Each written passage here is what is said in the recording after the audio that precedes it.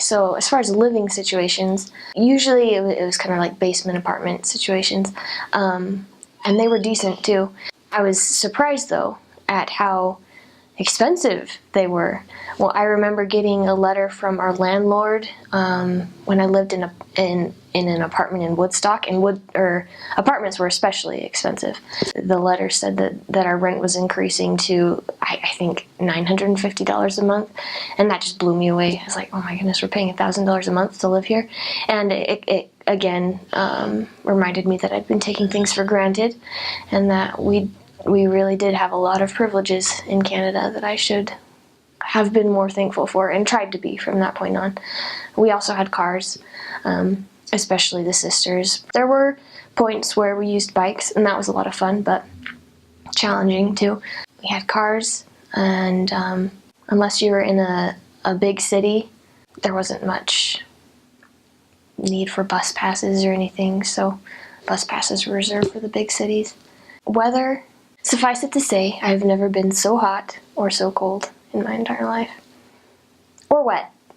Wet all the time. It was very humid.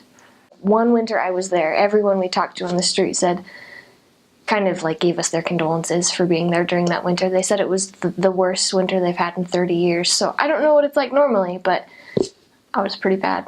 Really fun though. We would ice skate down the sidewalks. It made for fun contacting experiences. There were only a few times when I felt uneasy about where I was or the situation I was in, and got out of that situation. That's the beauty of having the gift of the Holy Ghost, is you can get out of those situations. But I felt very safe. And I never served in Toronto. Only a few sisters did, and they had some interesting experiences in Toronto, but we were all kept very safe, no matter where we were. A coat, a really warm coat that is washable, that is easily washable, because you're not going to have time to take it to be dry cleaned. And boots, and you want waterproof boots, not water resistant boots, you want waterproof boots. Lots of leggings. We would wear leggings, Under Armour, a skirt, sometimes 2 skirts, and I'd usually wear 2 scarves at a time. And then you want something to go under your coat hood. So you want either like ear headband things, I don't know what you call those, or a toque, and you want that under your coat. So my mom sent me electric gloves. Those were neat. I felt like a Power Ranger. They had a power button and you turned it on and they warmed up.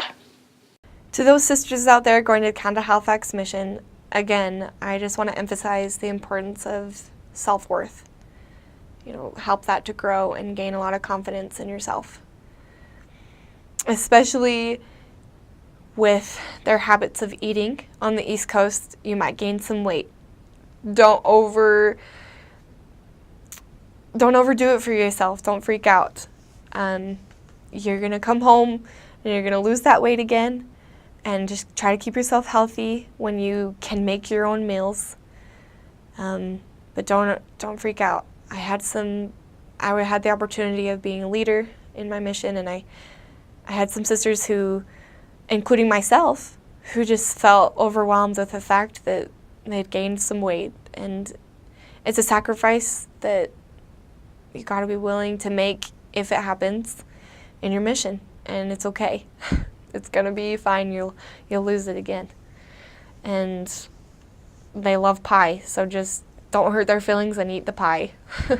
Another piece of advice, as far as makeup, because expenses are incredibly high out there, try to stock yourself up on makeup before you go out on your mission. So I bought myself like 4 bottles of mascara or whatever, how much I got before I went out, and I never had to buy any more. And I'm glad I didn't, because the makeup was like 2 times the price as it would have been had I bought it in the States. So, and even those from Canada going to the Utah MTC, buy your makeup here. It's going to be a lot cheaper.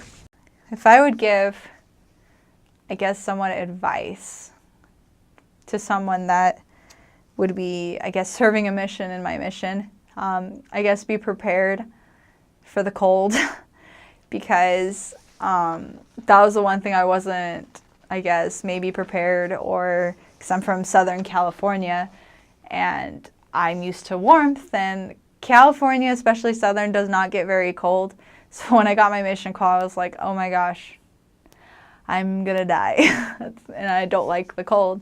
So it helped me to, on the mission, just like, okay, wow, this is really teaching me how to, I guess, be cold. And it helped me actually to adapt now living in Utah, knowing that cold's not all that bad, but Canada, sometimes it will get much worse. It's actually snowing right now in Canada. But I think just if you're from Utah and you're going to Calgary, like, it's really nice that Utah, you have snow. There's weather equipment that's for warm weather, for when it's snowing. They have warm coats and boots and all that. I had to wait till I got to Utah before I went to the Missionary Training Center, and I was able to get some more warm things because I really didn't have anything, because California doesn't really have much. So that's one thing. That's like the main thing, just be prepared for the cold. Other things, just make sure, I guess, try your best to stay in shape, because being cold in the weather, it's kind of hard to keep in shape, because in cold you just want to be inside and not really do much. I have back issues, so that kind of, the cold it was hard, so I really had to stretch every day and really just try to keep exercise and not eat too much food, because or else my back would go bad. But other than that, like, safety tips, just be prepared for the cold, really. It's a really great experience. It will teach you how to adapt the cold. That there's much worse places than where I served, that it's a lot more colder. Like, the coldest it got on my mission was the first year, because I served 2 winters, because I served from 2013 of August to 2015 of February. And the first winter of 2013, it got to like minus 40, minus 35, minus 40, with a minus 40, 45 wind chill. So there's times that we couldn't even get outside because it was way too cold, because if you're out for like 5 minutes, you will get a frostbite. So other than that, like, you're going to be fine, really. So the weather's crazy. I remember very severe rainstorms where we were worried that we were going to get flooded, and we were on the 12th floor at the time. Oh, we're going to die. But mostly the crazy weather is the snow. It snows so much. And most of us had cars, but some people were walking in the snow. We would get a couple feet of snow. They would not plow the roads every time it snowed. They would kind of wait till the end of the season-ish to plow the roads. They would just put gravel on the roads. And so everything in the winter is always dirty, always snowy. And then when they did plow the roads, they would put all the snow in one big pile, and it would just become this huge ice hill that lasted all year round. Many missionaries had car getting stuck problems in the snow all the time.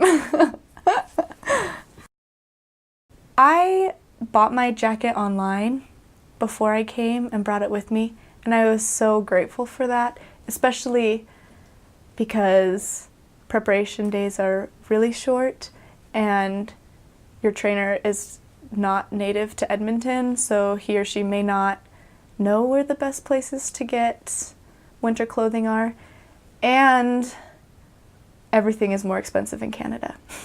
So my personal advice when I meet people is to get as much of the warm, more expensive clothing as possible beforehand.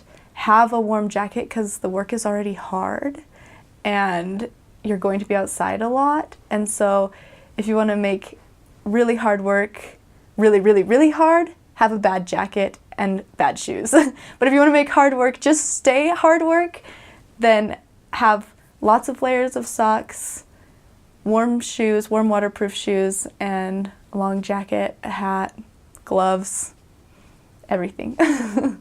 It also gets hot in Canada, so don't just bring warm clothes. Also bring shorter sleeved shirts.